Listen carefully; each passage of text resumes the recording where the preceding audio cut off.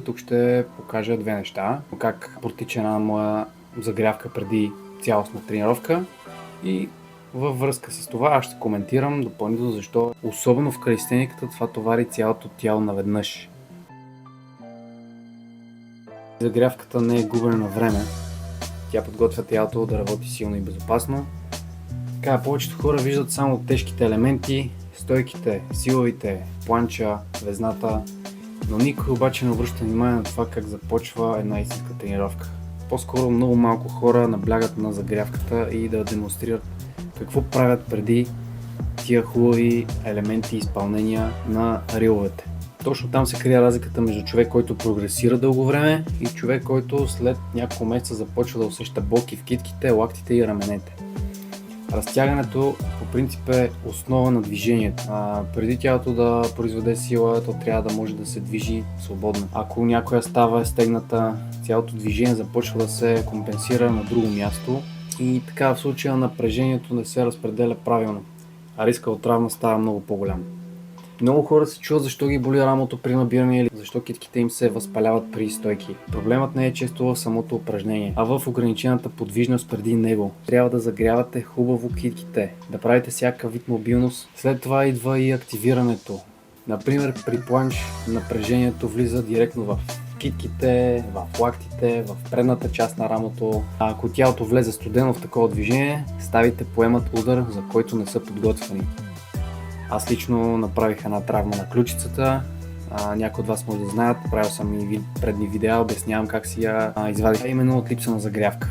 Изобщо тялото ми не беше готово за натоварване тук. Правих крака, кляках, напомпах си краката, цялата ми кръв е слязла долу и аз решавам да покажа на едно от момчетата как се прави Iron Cross и защо трябва да се загрява.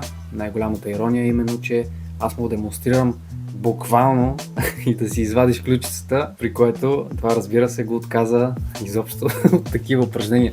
Та така, обратно на темата, за да не се стига до там. Значи китките са първото нещо, което страда. То поема цялата тежест. Лицеви, планчове, линове, хендстенд и така нататък. Всичко минава през тях. Тук може да забележите, че използвам доста ластици. Аз съм огромен фен на ластиците, буквално преоткрих ги в тренировките си, използвам ги много активно.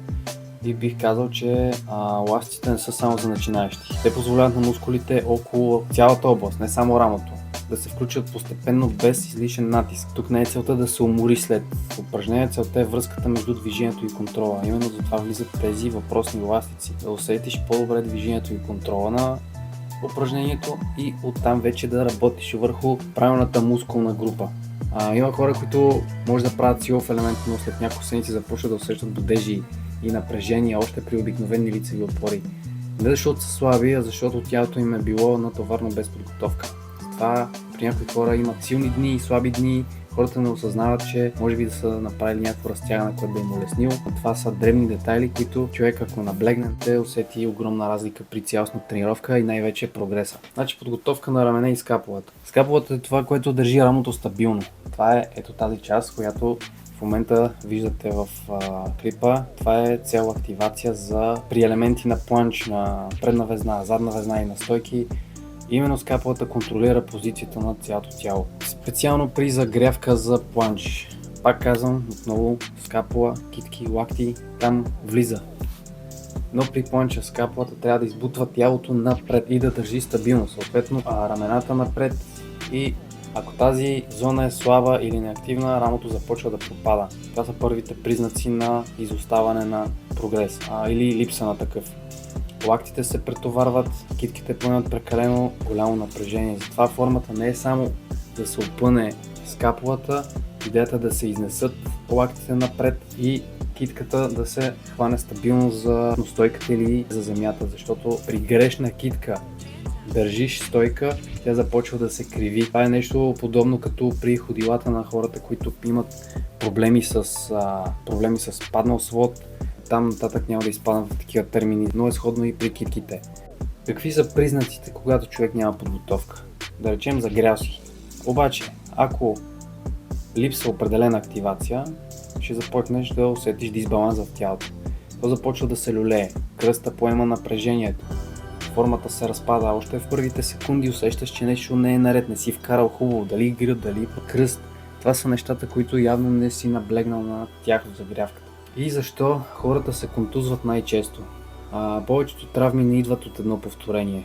Най-обичам да гледам докато тренирам, минават някакви двама-трима авери или момче с момиче приятелка и как си ходи изведнъж при включва на някакъв режим и отива и прави силово на лоста без никаква загрявка. Така чист рандом, най-вероятно за флекс. Веднъж ще стане. Първия път ще го изпусне, но ще го хване.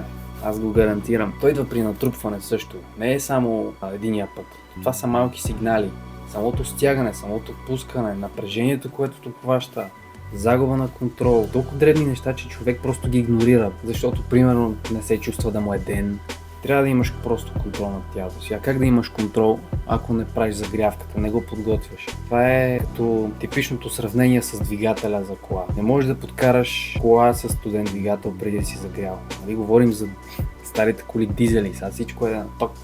Всичко е палиш и бегаш, ама всичко е ток, ти си дизел. Запомни го. Като си дизел, ще движиш като дизел. Първо, загряваш, разтягаш, активираш това, което ще тренираш задължително. Често срещаните хора идват те къде само загряват, въртат китките и почват. Така че хора, правете си изводите. Надявам се този клип да е бил полезен. Тук ме наваля дъжда вече. Обаче целта ми беше именно да снимам загрявката, така че другото не е толкова фактор. Затова гледайте, освен контрола и хвата, наблягайте на качество, защото пренабрегвате ли, това е да няма цялата работа. Вие тренирате за нищо, буквално губите време. Дори да сте добри в някакъв елемент, ако не отдавате необходимите движения за него, просто това ще е до някъде. Оттам приключва филма и отиваш да си спиш. Беше ми приятно и всеки, който харесва това, да даде палец, да пусне един коментар, дали иска още подобни видеа, дали иска някакъв вид туториал. Здраво сърце, със сила и умения лесно се впечатляват хора, но контрола е наистина нещо, което държи тялото здраво. Гледайте си здравето. Peace.